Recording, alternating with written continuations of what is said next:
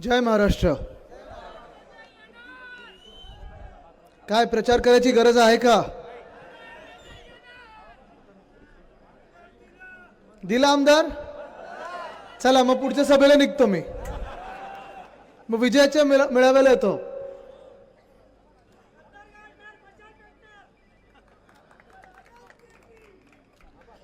खऱ्या अर्थाने इथे येऊन आनंद होत आहे. हवा जरी थंड होत असली तरी वातावरण तापलेलं आहे.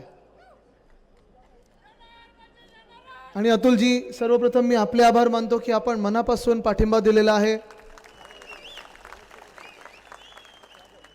पुढे सोबत आपल्याला काम करायचं आहे. आणि बाबाजी काळेजी आपले आमदार झाल्यानंतर ह्या मतदारसंघात आपल्याला जे काम करायचं आहे ते आपण सर्वांनीच ठरवून ठेवलेलं आहे की चांगलं काम, जनतेची सेवा. जसं ते सांगत होते की तुम्ही जेव्हा फोन करताय ना, तुम्ही फोन करायची पण गरज नाही आहे. गावोगावी येणार आहेत आणि विनम्रपणे आपलं काम करत राहणार आहेत. पण मुंबई पुणे जेव्हा सहसा माझा नेहमी प्रवास होत असतो तेव्हा मला खंत एकच गोष्टीची होते की ह्या जिल्ह्यामध्ये वेदांत फॉक्सकॉन हा जो प्रकल्प आपण आणण्याचा प्रयत्न करत होतो, इथेच तळेगावमध्ये येणार होता. राहू दे, बसू दे मॅम, बसू दे, बसा.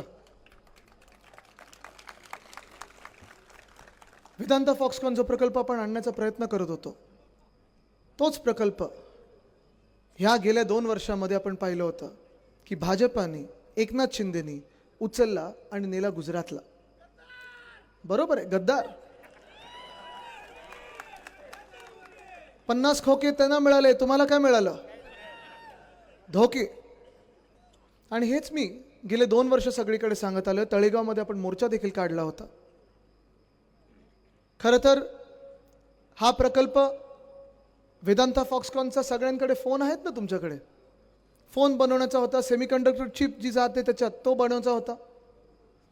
पण हा प्रकल्प जो 2.25 लाख कोटीचा होता, तो आपण आपल्या काळी म्हणजे महाविकास आघाडीच्या काळी उद्धव साहेब जेव्हा मुख्यमंत्री होते तेव्हा हे ठरलं होतं की हा प्रकल्प 100% महाराष्ट्रात येणार. हा प्रकल्प आपल्या तळेगावमध्ये येणार आणि महाराष्ट्रातल्या जवळपास 1 लाख तरुण तरुणींना रोजगार उपलब्ध झाला असता. पण तुम्ही मला सांगा, ज्या मिनिटाला सरकार बदललं, भाजप प्रणित खोके सरकार, एकनाथ शिंदेंचं सरकार आपल्या डोक्यावर बसवलं गेलं, त्यावेळेला विधानभवनात तर आम्हाला घटनाबाह्य मुख्यमंत्र्यांनी सांगितलं होतं जणू काही कॉन्ट्रॅक्टर नवीन येतोय की अरे तो 4 लाख कोटी घेऊन येतोय. आणि म्हणून तुम्हाला माहिती आहे, पण त्यांनी सांगितलं होतं 4 लाख कोटीचा प्रकल्प हा महाराष्ट्रात येतो. एक तर मुख्यमंत्र्यांचे आकडे चुकले होते आणि एवढं काही सगळं त्यांनी चुकवलं की 2 दिवसापूर्वी म्हणजे तेव्हा 17 तारखेला वेदांत फॉक्सकॉनची बैठक झाली. ती झाली देवेंद्र फडणवीसजींसोबत. आणि तेच देवेंद्र फडणवीसजी कदाचित त्यांना सांगत होते की तुम्ही चालून जा गुजरातला. काय काय ऐकू नाही आलं काय?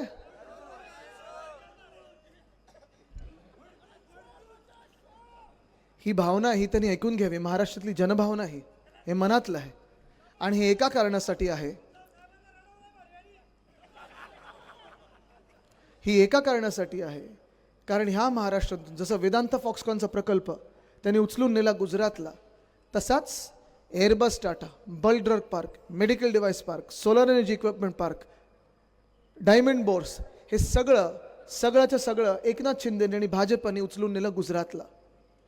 ठीक आहे, त्यांनी गद्दारी केली, आपल्याशी केली, पाठीत खंजीर खूप बसला, आपला पक्ष फोडला, पवारसाहेबांचा पक्ष फोडला, पवारसाहेबांचा तर परिवार फोडलं, स्वतःचं सरकार बसवलं. मला वाटलं होतं की चला आम्हाला राजकारणातून यांना बाहेर काढायचं आहे, आम्हाला राजकारणातून हे संपवायचं आहे, परिवार म्हणून संपवायचं आहे, पक्ष म्हणून संपवायचं आहे. निशाणी चोरली, पक्ष चोरला, नाव चोरलं, कदाचित उद्या ठाकरे आडनाव लावून पण फिरतील हे लोक. पण हे सगळं केल्यानंतर तुम्ही जी गद्दारी केली, एकनाथ शिंदेनी जी गद्दारी केली, ती फक्त काही आमच्यासोबत नाही केली, महाराष्ट्रासोबत गद्दारी केलेली आहे.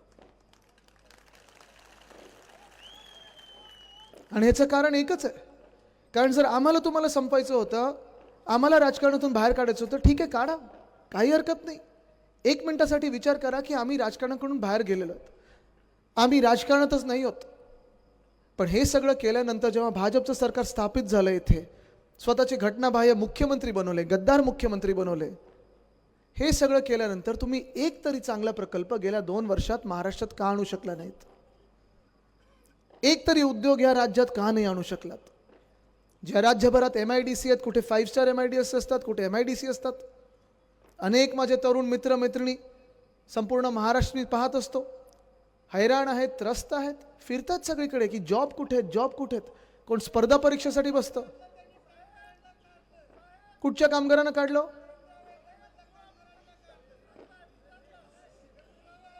ठीक आहे, तुम्हाला भेटतं. पण 5 लाख नोकऱ्यांच्या संध्या अशा तरुणांच्या त्यांनी हिसकावून घेतल्या आणि पाठवल्या त्यांनी गुजरातला. राग कुठेतरी मनामध्ये आहे, दुःख कुठेतरी मनामध्ये आहे, जखम माझ्यावर जी झाली आहे ती प्रत्येक तरुणांवर झालेली आहे. आणि ह्याच जखमेवर मीठ सोडण्यासाठी परवाच मोदी साहेबांनी येतील आता परत प्रचाराला, वाटतं येऊन पण गेले असेल किंवा येतील, नाही येतात.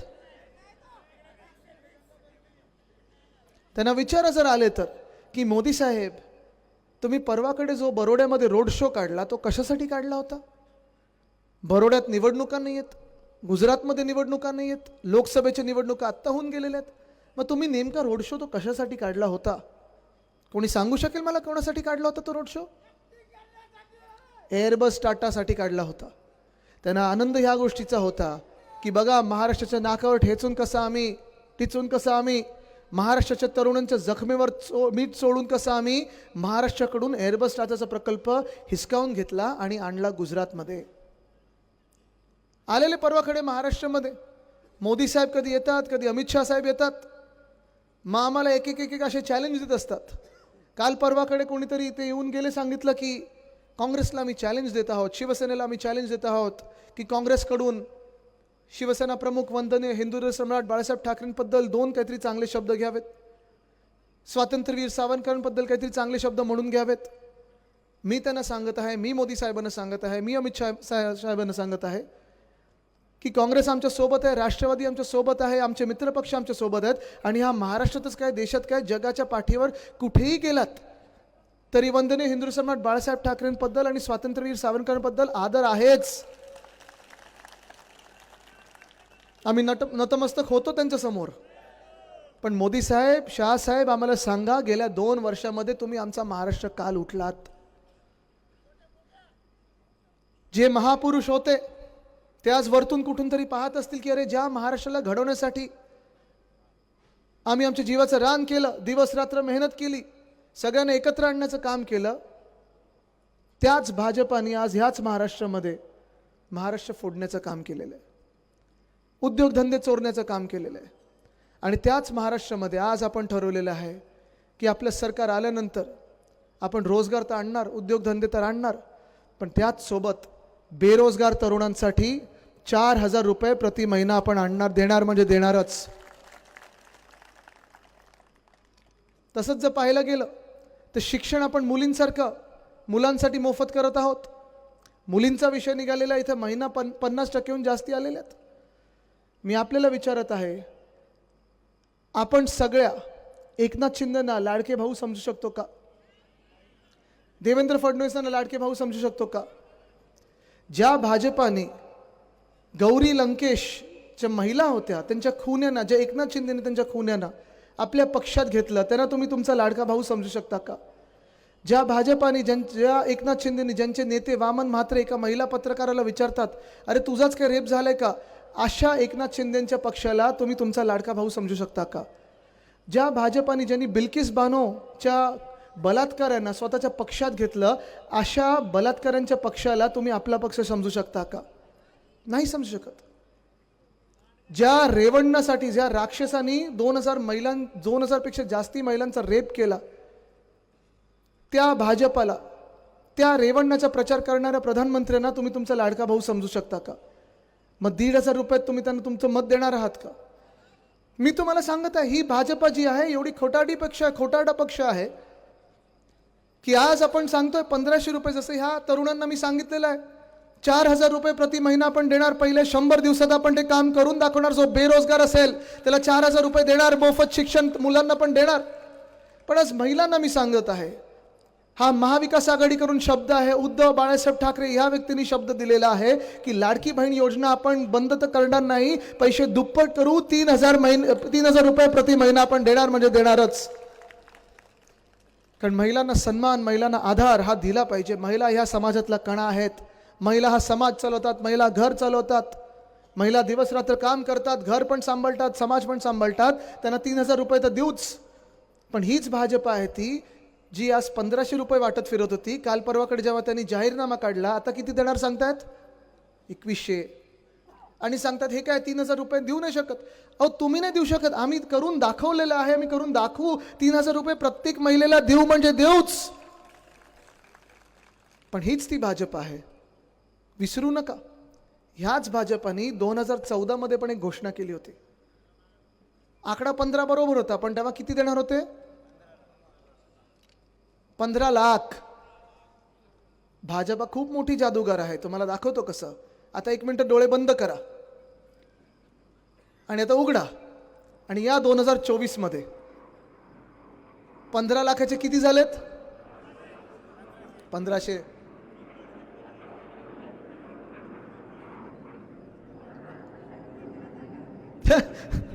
ते बोलतात गुवाहाटीला चाललंय.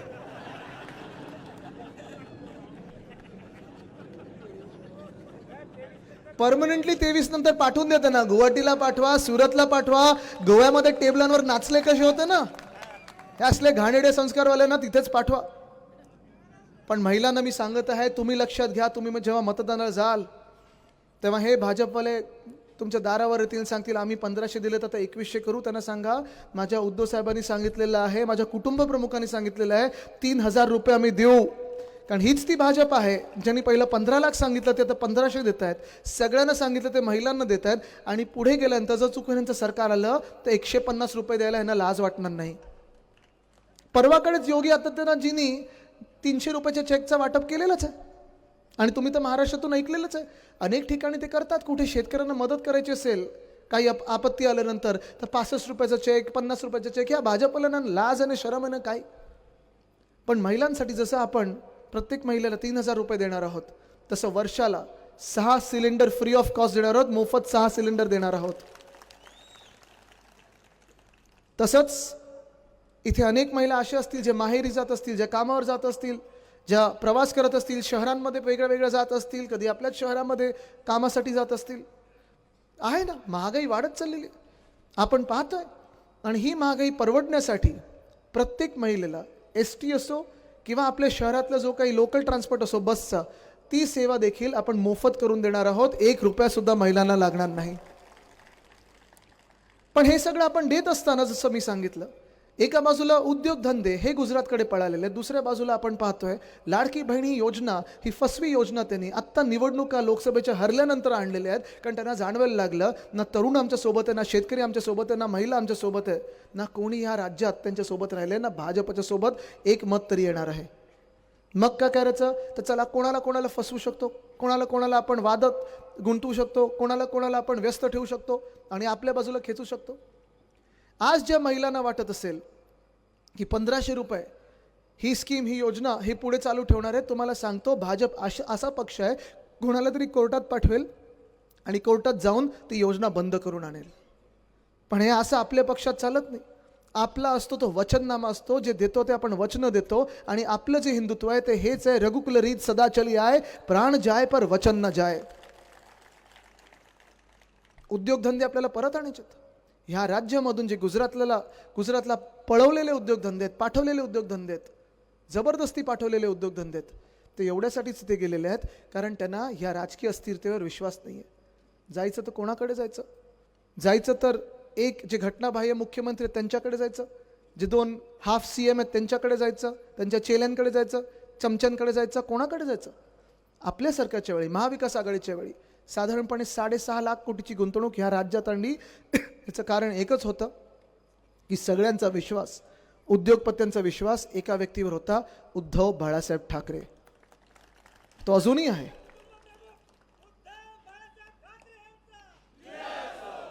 हा विश्वास फार महत्त्वाचा आहे. महाराष्ट्राला स्थिर ठेवण्यामध्ये, महाराष्ट्राला पुढे नेण्यामध्ये, महाराष्ट्राला सुवर्ण काळाकडे नेण्याकडे हा विश्वास फार महत्त्वाचा आहे. ही राजकीय स्थिरता फार महत्त्वाची असते. उद्धव साहेबांचं जे काम आहे ते फार बोलकं आहे. आपल्याला आठवत असेल, आपण जेव्हा कर्जमुक्ती करून दाखवू सांगितलं होतं, सरकार बनल्या निवडणुकीच्या तोंडावर नाही तर सरकार बनल्या उद्धव साहेबांनी 2 लाखापर्यंतची जी कर्ज होती शेतकरी बांधवांची ती माफ करून दाखवली होती. आता आपण सांगितलं 3 लाखापर्यंत करू, कारण आज गरज आहे त्या शेतकऱ्यांना. महाराष्ट्रातला शेतकरी आज हैराण आहे, त्रस्त आहे, आत्महत्या वाढत चाललेल्या आहेत. पण आज त्यांच्याकडे लक्ष द्यायला कोणी नाही आहे. आज माझ्यासारखे तरुण 30 वर्षाचे 32 वर्षाचे ज्यांचे उद्योगधंदे आहेत ते बंद करायला लावतात, ज्यांच्या नोकऱ्या होत्या, जसं आत्ता इथून मला कोणीतरी सांगितलं त्या नोकऱ्या दिली ते सगळे पाठवतात.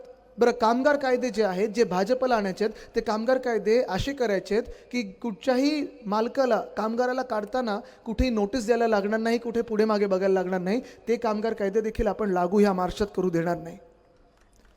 जेव्हा मी बोलतो आपल्याला उद्योगधंदे महाराष्ट्रात आणायचेत, जेव्हा मी बोलतो की मला महाराष्ट्रात गुंतवणूक आणायची, परराज्यातून आणायचे, परराष्ट्रातून गुंतवणूक आणायची, या राज्यामध्ये आपल्याला नोकऱ्या आणायच्या आहेत, रोजगाराच्या संध्या निर्माण करायच्या आहेत, त्यावेळेला मी कामगारांबद्दल पण आणि कामगारांच्या हिताबद्दल पण विचार करतो. आणि हे 2 हित म्हणजे उद्योगपत्यांचं आणि कामगारांचं हित जर एकत्र आलं तर आणि तरच आपलं राज्य पुढे जाऊ शकतं.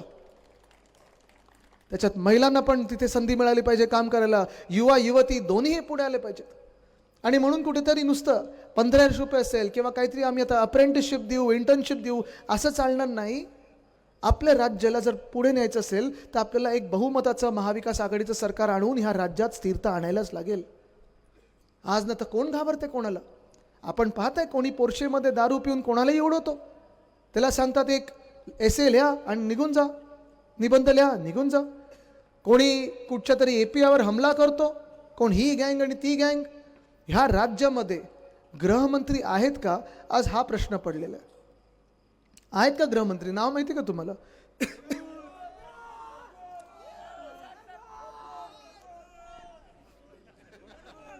हे त्यांनी ऐकावं.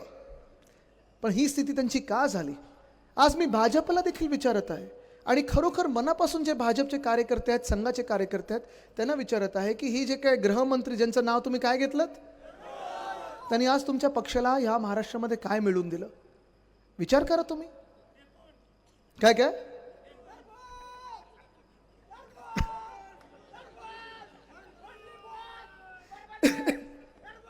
मला वाटतं प्रचाराची गरजच नाही आहे महाराष्ट्रामध्ये, सगळीकडे हेच वातावरण आहे. तुम्ही निर्णय तर केलाय महाविकास आघाडीचं सरकार आणायचं, पण आज हे तुम्हाला सांगणं गरजेचं. जसं मी सांगितलं, महिलांना पण काय देणार आहोत, तरुणांना पण काय देणार आहोत. या राज्यामध्ये कायदा सुव्यवस्थेची जी परिस्थिती बिघडलेली आहे ती पुन्हा एकदा घडी बसवणं गरजेची आहे.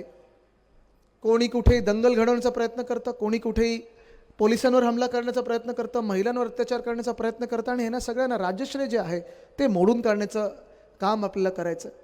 पण भाजपवाल्यांनी देखील विचार केला पाहिजे, संघवाल्यांनी देखील विचार केला पाहिजे, त्यांचे जे कार्यकर्ते आहेत, त्यांचे जे प्रचारक, त्यांनी विचार केला पाहिजे की आज ह्या महाराष्ट्रामध्ये फडणवीस साहेबांनी महाराष्ट्राला काय मिळवून दिलं, किंबहुना भाजपला काय मिळवून दिलं. बघा ना, सरकार आपलं पाडलं. उद्धव साहेबांच्या सर्वात कठीण काळात म्हणजे 1 नाही तर 2 शस्त्रक्रिया झाल्या होत्या, हॉस्पिटलमध्ये होते, जास्ती काही हलू शकत नव्हते, तेव्हा आपला पक्ष फोडला. गद्दार 40 चोरांना त्यांनी सुरतला घेऊन गेले, गुवाहाटीला घेऊन गेले, त्याच्यानंतर गोव्यामध्ये टेबलांवर नाचवलं. आणि हे सगळं केल्यानंतर जे सरकार बनवलं त्यांनी, त्याच्यात मुख्यमंत्री कोण झाले? तो गद्दार झालाय. कॉन्ट्रॅक्टर मंत्री म्हणजे CM झालेत. भाजपला मुख्यमंत्रीपद मिळालं का? नाही. मग 40 जे आपल्यातून चोर गेले त्याच्यातून 10 मंत्री झाले, त्याच्यातून एक तरी भाजपला आहे का? नाही. मग राष्ट्रवादी काँग्रेस जी फोडली, तुम्ही विचार करा पवार साहेब काय विचार करत असतील. जो पक्ष त्यांनी बनवला, घडवला, 1999 पासून साधारणपणे 2014 पर्यंत मंत्रीपदं ज्या ज्या लोकांना दिली, मोठी मोठी पदं दिली, सगळं काही दिलं, सत्ता दिली, सगळं दिलं, त्यांचाच पक्ष फोडला, त्यांचंच नाव चोरलं, त्यांचंच चिन्ह चोरलं. आज ते काय विचार करत असतील, आज उद्धव साहेब काय विचार करत असतील. पण असो, चला 1 मिनिट आपण उद्धव साहेब आणि पवार साहेब काय विचार करतात हे ना बाजूला ठेवूया. पण ती जी फोडलेली राष्ट्रवादी काँग्रेस आहे त्याच्यातून 9 मंत्री जे बनवलेत मंत्री, त्याच्यातून एक तरी भाजपवाला आहे का? नाही. आणि जे भाजपची जी साधारणपणे 10 मंत्री आहेत त्याच्यातून फक्त 6च भाजपचे मंत्री आहेत. म्हणजे आज जे डोक्यावर बसवलेत तुम्ही, जो एक गद्दार माणूस बसवला डोक्यावर, तो ना भाजपाचा. जे अजितदादांना तुम्ही उपमुख्यमंत्री केले, त्यांच्याच विरोधात ह्या जिल्ह्यामध्ये जे भाजपचे कार्यकर्ते 10 वर्ष लढा देत होते, आंदोलनं करत होते, लाठीकाठी खात होते, केसेस घेतलेले आहेत, त्यांनी जेलमध्ये गेले, त्यांनाच तुम्ही डोक्यावर बसवलेलं आहे. आज मी भाजपला सवाल करत आहे की तुमचे जे अस्सल भाजपवाले होते, जेव्हा त्यांनी भाजप वाढवला, ते भाजपवाले कुठे आहेत? तुम्ही पण हा विचार केला पाहिजे. कारण भाजप आणि फडणवीस साहेब खूप गाजर वाटप करत असतात. आम्ही हे करू ते करू. बघा दुसरी बॅच चालली गुवाहाटीला.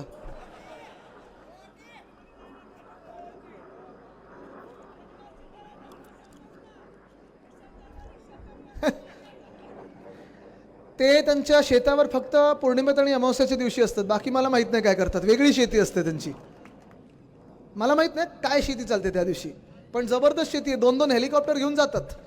इथे मला सांगा, शेतकरी बांधव किती आले? तो किती वर्ष शेती करता तुम्ही?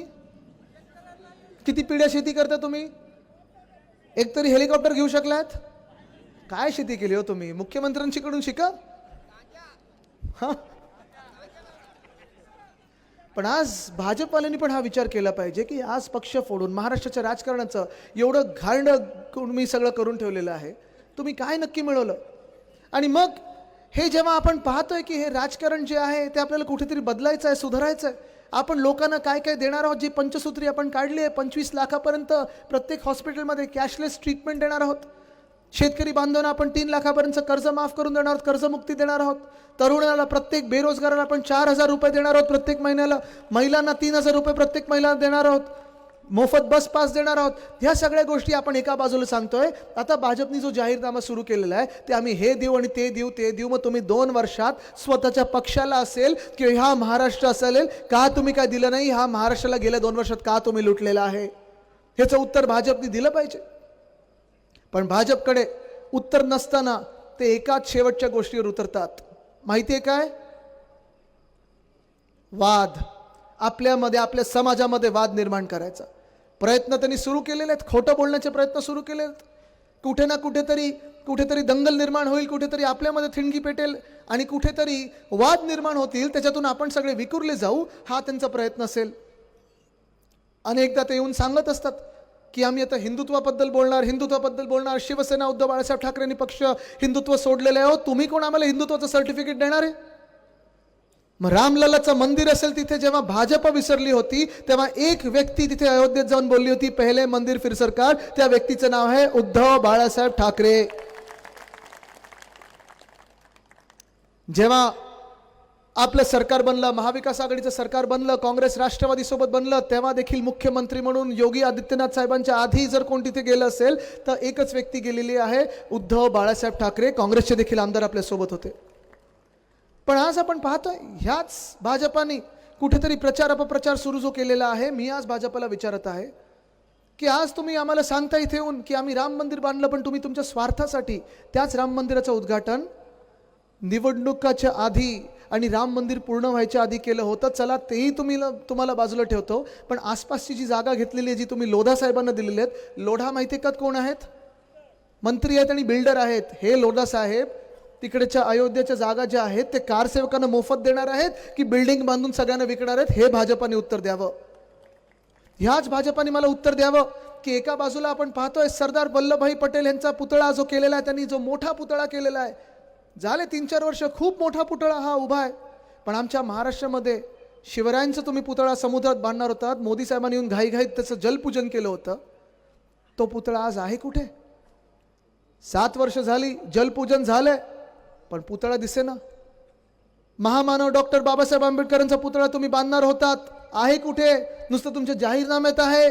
7 वर्ष झाली, घाईघाईत निवडणुकींच्या आधी तुम्ही येऊन पूजन केलं होतं, भूमिपूजन केलं होतं, आहे कुठे पुतळा? दिसत नाही. पण त्याच डॉक्टर बाबासाहेब आंबेडकरांच्या संविधानाला तुम्हाला बाजूला ठेवायचं, बदलायचं आहे आणि तो बदल त्यांनी महाराष्ट्रातून सुरू केलेला आहे.